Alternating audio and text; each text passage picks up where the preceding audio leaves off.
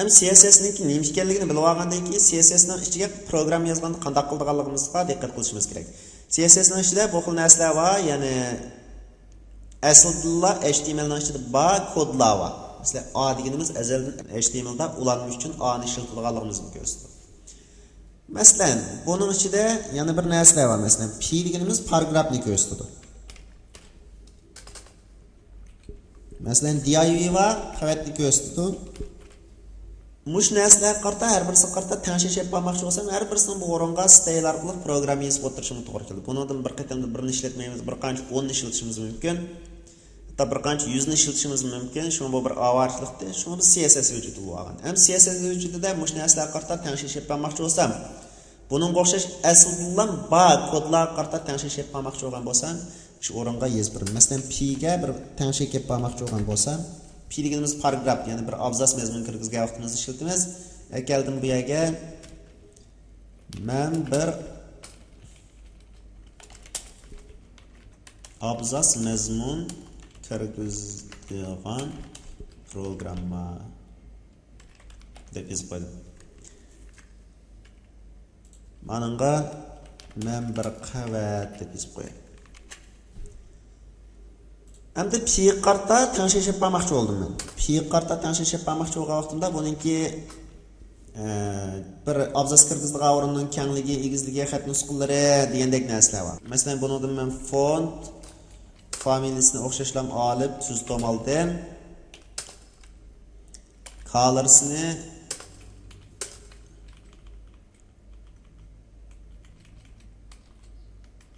bu xil rang oldim. Background colors'ini, ah ko'rinishning rangini bu xil rang oldim. Saqlab etganning yoqi betni qayta yangilasam, bu yerda bu xil shaklda bir narsa paydo bo'ldi. Keng bir narsa chiqaribdi, ya'ni osti mushkul rangdagi bir paragraf ramkasini chiqaribdi. Bu yerdagi xat nusxasi tanishilmabdi. Bu xat nusxasi qandaydi? Xat nusxasini olib tuzdimda, shu uningga bir narsa yozib beraman. Keldim. Div ekan bu. Div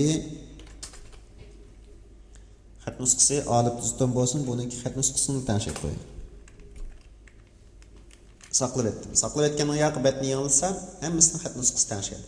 Ham bu yerda bir har bir qurilmaning o'rnini tanishish uchun CSS ga ehtiyojimiz bor dedik. CSS da bu xil shakldagi oldiga hech qanday bel qo'yilmay, faqat shu HTML narsaninki, ya'ni sizlar nima deb qo'ygan bo'lsangiz, P mo, A mo, div mo qo'ygan narsalarninki o'zi qarta ta'sir ko'rsatgan program yozmoqchi bo'lsak, old tarafga hech nima qo'ymaymiz, chekitni qo'ymaymiz, bir alayda belgini qo'ymaymiz, quduqni qo'ymaymiz, dollarni qo'ymaymiz, hech nima qo'ymaymiz. Bu xil ahvolasida shu xil kodga o'rtaq ishlatildi bu program. Masalan, bundan keyin har qanday bir div kelsa, uningki xat nusxasi shu div shaklda ayrim bir style tanlab xat nusxasini bekitmasaklar, nimaga tava bo'ladi? Olib tuzdim tava bo'ladi. Mushkul shaklda ishlatamiz. Hamda agar Mushta divlar bor. Bu divlarning ichida men bir divga o'zimning ismini qo'yib olibman.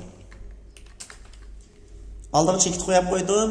Undan keyin buningki kengligini 255 px qilib berdim, egizligini 95 px qilib berdim. To'g'rilanishini flatni o'ng tarafga qilib berdim. Buningki background colors'ni boshqa bir rangga tanishib qo'yay. Qora rangi deydi.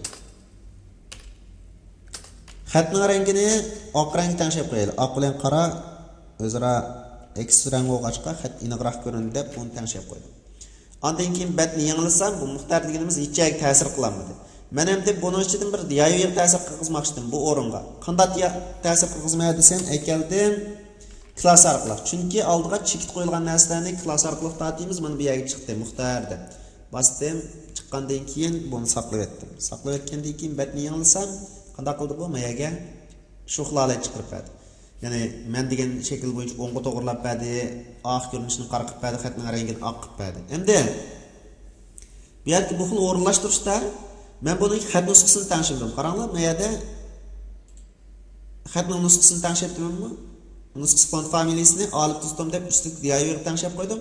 Muxtar deganga tanishtirdim. Qolsam bu yerda muxtar deganga klass orqali fatib berganim bilan aslida bu div bo'lganligi uchun men divning o'rtaq turiga yozib etdim buni.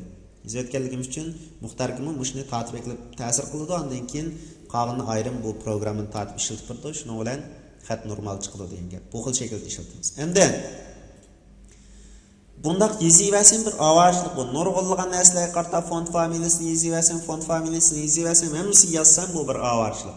Buni biz mush narsalarning hammasini bodyning ostiga o'rlashtirganligimiz uchun bu yerga keldim. Body font family deganimizni olib tuz tom degan xat nusxasiga yo'tkib etdim. Yo'tkib etganning yoqi ma'nosini o'chirdim. O'chirib etdim. Ma'noni o'chirib etdim. Saqlab etdim. Saqlab etganning yoqi betni yanglasam, xatninki nusxasida hech qanday o'zgarish bo'lmadi. Chunki bu yerda mush bir qur programma bodyning ichiga yozilgan har qanday, ya'ni body deganimiz nima deydi? Mush o'rindan tortib, mush o'ringa kelguncha har qanday bir narsani olsam, uning xat nusxasini bo'lsin deydi, olib tuz tom bo'lsin deydi. Shunga bundaq o'rtaq programmalarni, o'rtaq ishlatilgan programmalarni bu o'ringa yozamiz. O'zining ayrim shaxsiy ishlatilgan programmalarni bu xil shaklda yozamiz. Ya'ni chekit qilib, ayrim arib turib yozib uni klassidan tortamiz.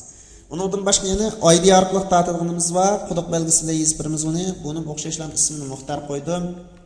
Buningga qaranglar.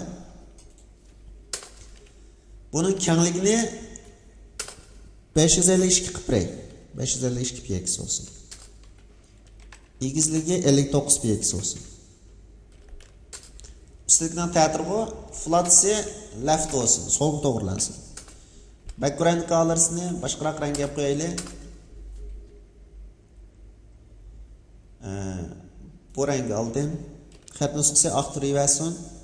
Color keldim. Xat rangi oqtiraverdi. Quduq belgisi ma'lum. Quduq belgisi FFF. Oqtiraverdi, saqlab etdim. Saqlab etgan yoq betni yig'ilsam, ishkilisi Muxtar. Biroq buning qarta ta'sir etmadi. Nimish ta'sir etmaydi deganda bu xil quduq belgisiga kelganda men oldingi chekitni oldi, bo'lmasa xato chiqdi, endi ma'qulat qilaylik. Saqladim, ta'sir olmadi. Ta'sir olmagandan keyin buning sababi bu quduq belgisi bilan chekit belgisining farqi bor. Tortilgan vaqtida bu yerga chekit belgisi bilan tortilganni klassning o'rniga nima bilan tortdik? ID orqali berdik. ID dan Muxtar deb berdik.